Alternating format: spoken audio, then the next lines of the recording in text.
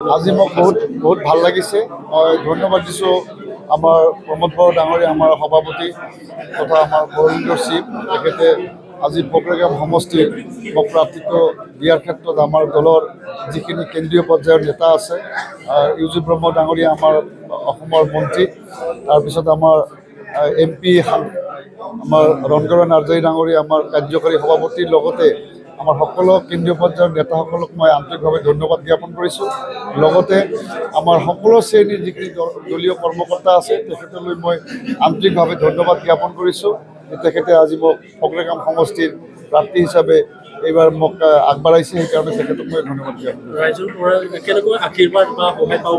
মই আশা ৰাখিছোঁ এইবাৰ ৰাইজৰ পৰা আমাৰ মাত্ৰ পকৰেগাম সমষ্টিয়ে নহয়, গোটেই BTR অঞ্চলত থকা আমাৰ 40টা সমষ্টিতে এইবাৰ প্ৰমোদ বড়ো চাহাবৰ নেতৃত্বত 40টা সমষ্টিতে আমি ৰাইজৰ পূৰা সঁহাৰি পাম আৰু সমৰ্থন পাম, আৰু আমি সকলো সমষ্টিতে আমি ভালকৈ যুঁজি আমি জিকাই লৈ আহি আমাৰ এইবাৰ একদম আমাৰ সংখ্যাগৰিষ্ঠ সমষ্টি জিকাই লৈ আহি আমি UPPL দলৰ চৰকাৰ বনাম। ইয়াত কোনো ধৰণৰ কোনো প্ৰব্লেম নাহিব।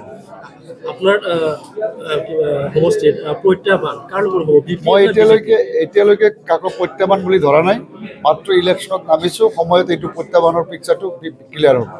যদি আপুনি জিকি যায় ইলেকশ্যনত, আপুনি ৰাইজৰ কাৰণে কাম কৰিবলৈ কি আশা আছে আপোনাৰ? মোৰ ৰাইজৰ কাৰণে 20 বছৰে সমষ্টিটোত ৰাইজৰ তেনেকুৱা ধৰণৰ আশা ৰাইজে আশা কৰা হিচাপে কাম তেনেকৈ হোৱা নাই।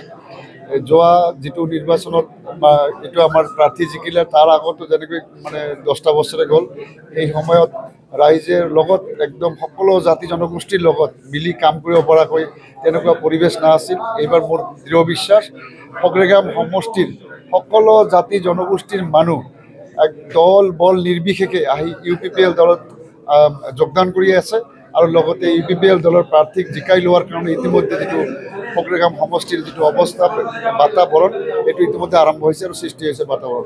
UPPL জিকাটো আপুনি আশাবাদী? পকৰেগাম সমষ্টিত এইবাৰ UPPL প্ৰাৰ্থী হিচাপে মই জিকাটো নিশ্চিত হৈছে, আৰু লগতে আমাৰ এইবাৰ আগন্তুক চৰকাৰ বনোৱাটো আমাৰ প্ৰমোদ বড়ো চাহাবৰ নিশ্চিত হৈছে।